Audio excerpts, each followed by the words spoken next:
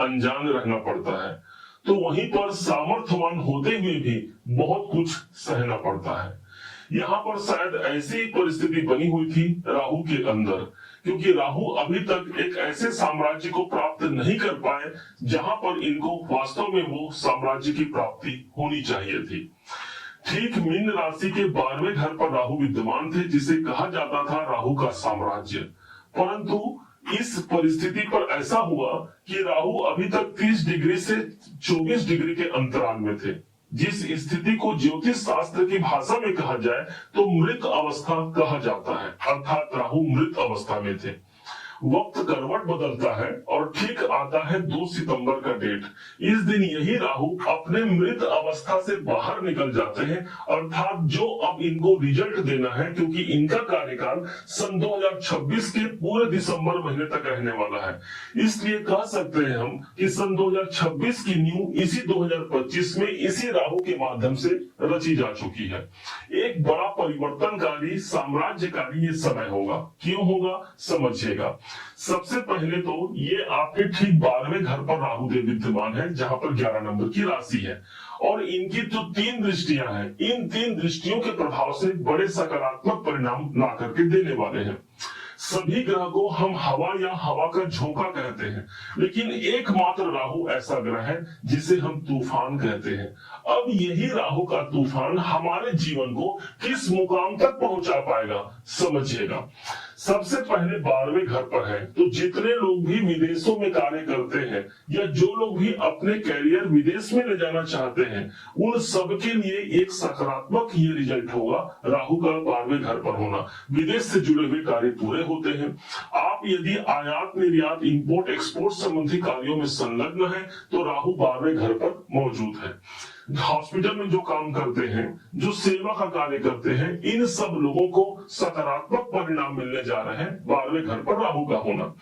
Investment के लिए 12वां घर ही देखा जाता है, और राहु से बड़ा कोई निवेश देने वाला, निवेश कराने वाला ग्रह नहीं है। इसलिए यही समय हमारे लिए एक बड़े निवेश से जुड़ने का समय होगा। अब यहां से राहु के पास 3 दृष्टियां हैं। सबसे पहले दृष्टि से उनकी पहली 5वीं दृष्टि पड़ेगी चतुर्थ भाव पर, इनकी 7वीं दृष्टि जो पड़ेगी वो 6ठे भाव पर, और 9वीं दृष्टि जो पड़ेगी वो ठीक हमको मिलेगी 8वें घर पर। अब क्या इसका रिजल्ट है जानिएगा। सबसे पहले 12वें घर से देख रहे हैं चतुर्थ भाव को, तो जितने लोग स्थान परिवर्तन करना चाहते हैं, राहु उसको स्थान परिवर्तन करने की एक बाध्यता जो थी उससे मुक्त करता है, अर्थात स्थान परिवर्तन का योग बन सकता है। कोई प्रॉपर्टी को लेकर के हम अटके हुए हैं, प्रॉपर्टी बनाना चाहते हैं, जमीन जायदाद खरीदना चाहते हैं, घर बनाना चाहते हैं, गाड़ी बनाना चाहते हैं, तो हमारे पास अब वो डेट आ चुका है। 2 सितंबर से अगले साल तक ये पॉजिटिव डेट रहेगा, जहां पर चतुर्थ भाव पर राहु की दृष्टि आ गई। अब राहु की एक दृष्टि आ रही 6ठे भाव पर। 6ठा भाव हमारे स्वयं के जॉब का हो गया, हमारी नौकरी का हो गया। राहु चेंज कराता है, जॉब के घर को देख रहा है। इस हिसाब से यदि समझा जाए तो बहुत से लोगों के जॉब इस समय पर चेंज हो सकते हैं, परिवर्तन हो सकते हैं। यदि हम नहीं चाहते परिवर्तन कराना, तो राहु की दृष्टि का आना, अर्थात राहु को पता है कि कैसे मुझे अमृत तक पहुंचना है, कैसे मुझको लक्ष्य तक पहुंचना है, अर्थात वो लोग अपने नौकरी के फील्ड में अपने लक्ष्य तक, अपने मुकाम तक पहुंच पाते हैं जैसा उनको जॉब की आवश्यकता है। 6ठा भाव रोग का होता है। हमारा स्वास्थ्य यदि प्रॉब्लम में है, उस प्रॉब्लम से हमको निजात मिलता है। कोई शत्रु अधिक बने हुए हैं, जो हम ना चाहते हुए, हमने किसी को शत्रु नहीं माना, लेकिन लोग हमारे पैर खींच रहे हैं, हमारी टांग खींच रहे हैं, राहु की दृष्टि आ रही है, उन शत्रुओं से हमको निजात मिलता है। अब कोई लोन चल रहा है, कोई कर्जे में हम चल रहे हैं, उस कर्जे से बाहर निकलने के लिए राहु के पास अमृत का घूंट है, राहु के पास अमृत का कलश है। अब उस अमृत की जो बूंदे हैं, जो भगवान मोहिनी ने राहु को पिलाया था, ठीक इसी प्रकार से वो जागृत हो गए थे। अब वो जागृत होगा। हमारा कर्जे का भाव जिस पर हम परेशान थे, उससे बाहर निकलने के लिए राहु हमको रास्ता दिखाएगा, राहु हमको अवसर देगा। अब राहु की एक और दृष्टि है, अंतिम दृष्टि, समझिएगा बड़े ध्यान से।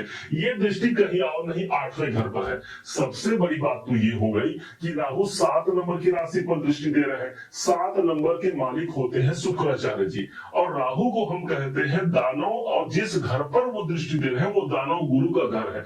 इसलिए सबसे ज्यादा जो प्रॉमिस देने वाला स्थान हो गया 8वां घर। 8वां घर है जहां पर हमने पहले अपने जीवन पर रुकावट, बाधा, डिप्रेशन, तनाव को यदि देखा है, तो राहु कहता है मैं अब बर्दाश्त करने वाला नहीं, अब मेरे पैरों में जंजीर नहीं, अब उन बेड़ियों को तोड़ करके हम अपने बाधाओं से बाहर निकलते हैं, अपनी समस्याओं से बाहर निकलते हैं और एक नए आयाम से, एक सुखद वातावरण से जुड़ पाते हैं। जितने भी लोग रिसर्चर हैं, रिसर्च फील्ड में अच्छा काम करते हैं, आप जिस फील्ड में काम कर रहे हैं, जिस योजना को आप बना रहे हैं, वहां पर एक अच्छे क्रियान्वित के द्वारा आप अपने लक्ष्य तक पहुंच पाते हैं। ये राहु का प्रभाव होगा अष्टम भाव पर दृष्टि देकर के। 18 साल बाद राहु अपने स्वयं के राशि पर, अर्थात शनि के राशि पर, जिसे स्वयं का घर कहा जाता है, उस स्थान पर आए हैं। तो अब इनका वास्तव में जो परिणाम मिलना है वो बड़ा विस्तृत मिलना है, बड़ा खुलकर मिलना है। अब जहां जहां हमने बताया वहां वहां सकारात्मक परिणाम मिलने हैं। लेकिन कहा गया है हर सिक्के के 2 पहलू होते हैं, एक प्लस एक माइनस। तो इसके माइनस साइड भी क्या होंगे, इसको भी हमको जान लेना है। हालांकि हम आपको उपाय भी बताएंगे। राहु के पास एक ही विशेषता होती है, जो भय और भ्रम, वो राहु के कारकत्व में आता है। अर्थात हमारे अंदर भय उत्पन्न करना, हमारे अंदर भ्रम उत्पन्न करना, यही राहु के एट्रीब्यूट भी होते हैं। अर्थात वो भी हमारे अंदर आएगा। इसलिए कहा गया है कि राहु को प्रसन्न रखने के लिए, या राहु के इस भय भ्रम से दूर होने के लिए हमको न ही नकारात्मक चीजें सुननी है और न ही हमको देखनी है। जितना हम अपने आप को सकारात्मक बना सके, उतना इस राहु से अनेक और असंख्य लाभ हम ले सकते हैं।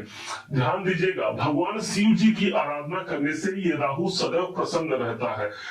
भगवान शिव जी पर जलाभिषेक करने से ये राहु की प्रसन्नता प्राप्त होती है, राहु की कृपा मिलती है, राहु के दोष समाप्त होते हैं। गंगा जल से स्नान करने से राहु की प्रसन्नता मिलती है, इसके दोष, इसके दुष्प्रभाव हमको नहीं बन पाते। और जो भय और भ्रम बना हुआ है, इससे मुक्ति के लिए स्नान करने के जल में थोड़ा सा गंगा जल मिला करके स्नान कर सकते हैं। राहु की प्रसन्नता होगी, भगवान देवाधिदेव की प्रसन्नता होगी, महादेव की प्रसन्नता होगी, और हम अपने जीवन में वो साम्राज्य हासिल कर सकते हैं जहां तक हम उड़ना चाहते हैं। उस तूफान के माध्यम से वो विशालता जो पॉजिटिव उड़ान होगी, वहां तक हम उड़ पाते हैं। उम्मीद है आप सबने इसे समझा, आप सबने इसे जाना।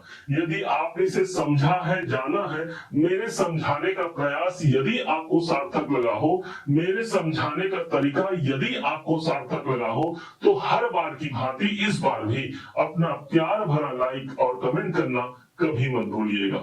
और हाँ, यदि अभी तक आपने चैनल को सब्सक्राइब नहीं किया है, सब्सक्राइब जरूर कीजिएगा। पुनः एक बार फिर आप सभी का दिवस बहुत मंगलमय हो, इन्हीं शुभकामनाओं के साथ। जय श्री राम।